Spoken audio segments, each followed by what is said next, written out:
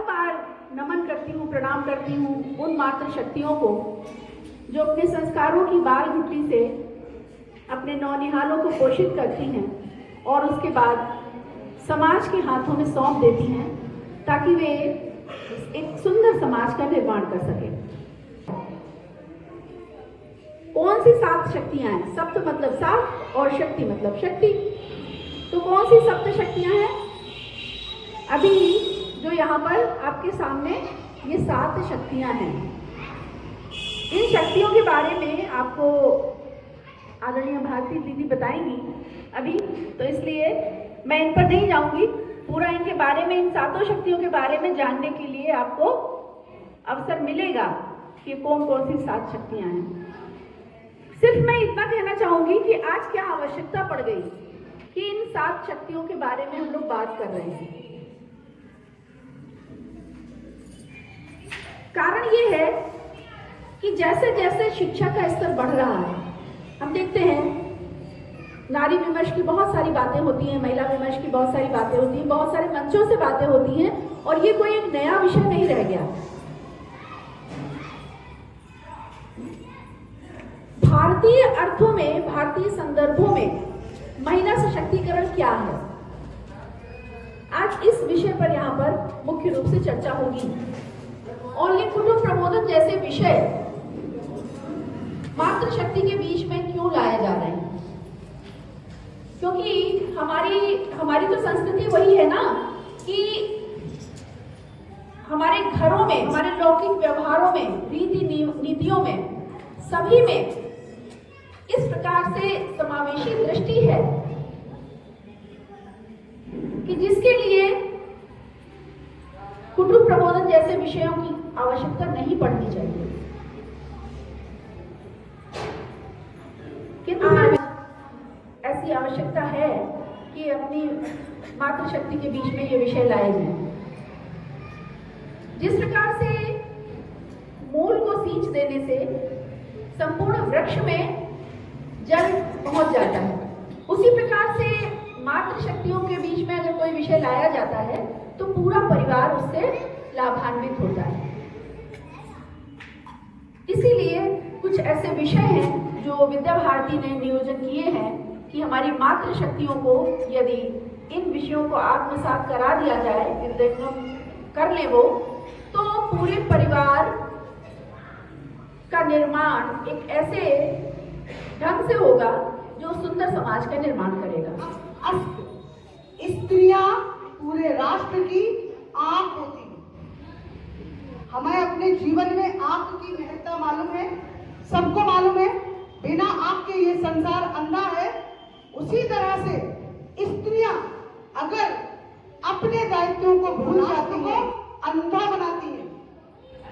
इसलिए ये जो हमारा सप्तपदी कार्यक्रम चल रहा है, उसका उद्देश्य बहुत बड़ा है। एक बार फिर से जागरण का है।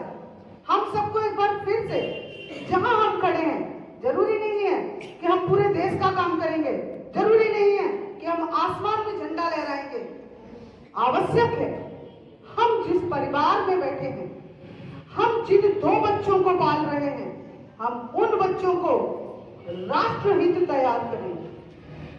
इसलिए ये कार्यक्रम और इसलिए ये स्मरण कराया जा रहा है कि गीता में क्या कहा गया। कीर्ति स्त्रियों का की एक शक्ति, कीर्ति कैसे? कृतियों से। कृति पुस्तक नहीं, आपकी कृति आपके बच्चे। जैसे जीजाबाई ने शिवाजी को तैयार कर दिया था, जैसे मीराबाई की मां ने मीरा को तैयार कर दिया था, जैसे ध्रुव की मां ने ध्रुव को तैयार कर दिया था।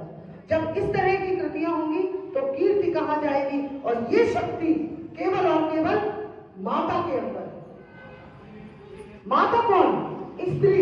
आज की अगर बालिका भी है तो इस बात को ध्यान से सुने और समझे।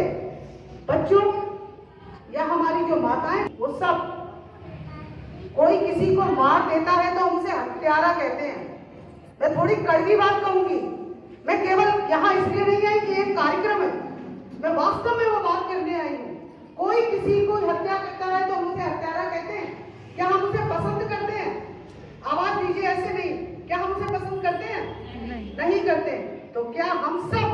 अपने अंदर झांक के देखें, क्या हम अपनी संस्कृतियों की हत्या नहीं कर रहे आज? कौन सी संस्कृति कहती है कि कीर्ति आपको सड़कों पर नाचकर मिलेगी? कौन सी संस्कृति कहती है कि आप उल्टे सीधे वस्त्र पहनकर सड़कों पर नाचें? तो क्या हम अपनी संस्कृति की हत्या नहीं करते? तो क्या लोग हमें पसंद करेंगे? आज सोचने का विषय है, यहाँ चर्चा होगी, उसके बाद आप घर जाकर सोचिए, क्या हमने इतनी शक्ति नहीं रही कि हम अपनी बच्चियों को रोक पाए? हमारी बच्चियों को बाहर जो नाचते देखते हैं, क्या वो रोकेंगे?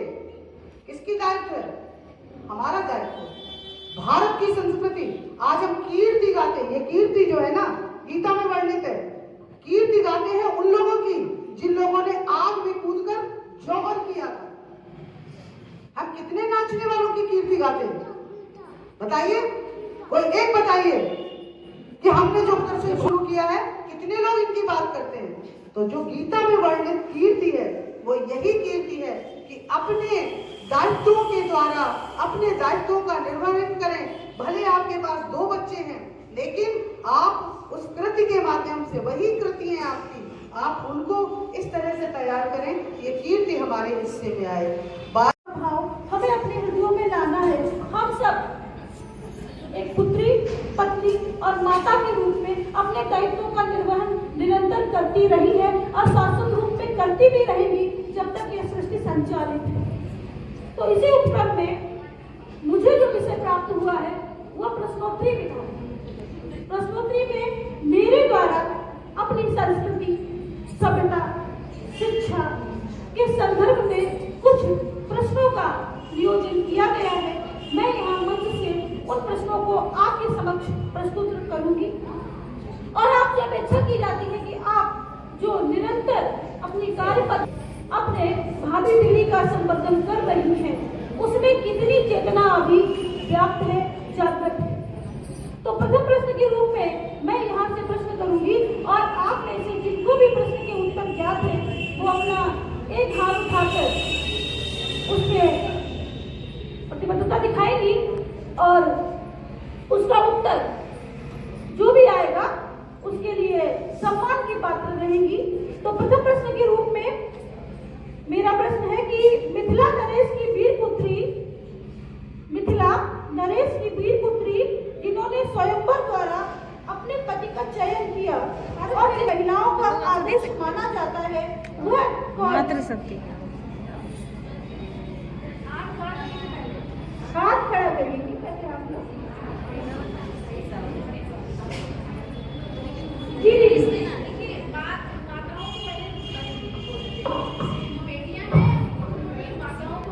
खड़े हो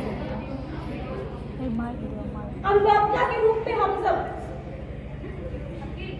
निरंतर अपने पुत्रों और पुत्रियों के प्रति जो ज्ञानदायी प्रेरणा बनकर उनका मार्गदर्शन करती है। मेरा मात्र शक्ति से आग्रह है कि प्रश्नों के वो सहयोग दें।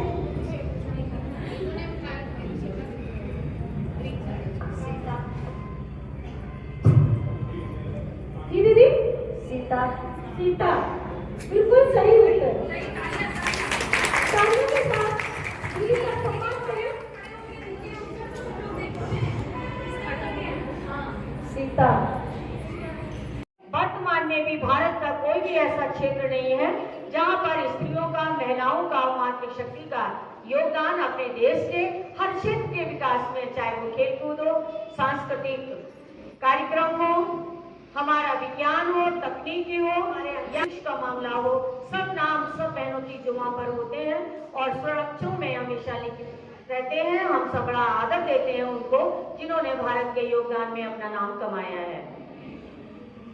साथ में हमारी स्त्रियां, हमारी बहनें, हमारी मातृशक्तियां, भले ही मैं टॉपिक से थोड़ा इधर जा रही हूँ कि जरूरी नहीं है कि हम बहुत पढ़े लिखे हों, शिक्षित हों और किसी भी हम कभी विद्यालय में या किसी और क्षेत्र में अपनी सेवाएं दे रहे हों, वो हम जहाँ भी हैं, घर में रहकर भी अपने बच्चों को शिक्षित बना करके अपने परिवार के निर्माण में, अपने बालकों के, चाहे वो बालिकाएं हो चाहे वो बालक हो, उनके चरित्र निर्माण करके भी हम अपना महत्वपूर्ण योगदान दे सकते हैं।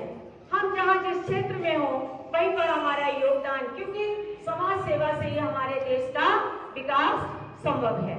आज का विषय है भारत के विकास में महिलाओं का योगदान। इसके संदर्भ में हमारी माताएं जहाँ भी हैं, जिस क्षेत्र में भी हैं, अपना अमूल्य योगदान दे करके हमारे देश के निर्माण में सहयोग कर सकती हैं। जैसे कि हमारे महापुरुषों ने कहा था कि समाज निर्माण से एक आवश्यक कर दिया जाए कि समाज सेवा ही देश के निर्माण की पहली कड़ी है, और समाज निर्माण में आपका अमूल्य योगदान इस देश के निर्माण को उन्नतिशील बना सकता है। लेकिन हमारी मातृशक्तियां, उनका वात्सल्यपूर्ण जो स्वभाव है, और इसी से मातृत्व की संरचना भी होती है। और मातृत्व में एक भाव होता है कि निजी स्वार्थ से ऊपर उठ करके हम सब कुछ देना चाहते हैं समाज को, अपने परिवार को, देश को और समाज को देना चाहते हैं। हमें किसी से एक त्याग की भावना होती है, एक समर्पण की भावना होती है कि हमें किसी से कुछ लेने की चाहत नहीं होती है। हमारे यहाँ एक परंपरा है, हमारी भारतीय परंपरा, कि मातृत्व के जितने भी तत्व हैं उनको माता कहते हैं ना। हम फरीदाबाद शहर में रहते हैं जहाँ पर गंगा बहती है, तो हम क्या कहते हैं? गंगा माता, गौ माता, तुलसी माता, वेद माता, भारत माता, सभी माताएं तो हैं, क्योंकि रिश्ता जोड़ने की हमारी प्राचीन परंपरा है। हम कभी भी किसी का ऐसा नाम नहीं लेते हैं, हम हमेशा रिश्ता जोड़ के उसको सम्मान से पुकारते हैं और पूरा आदर देते हैं।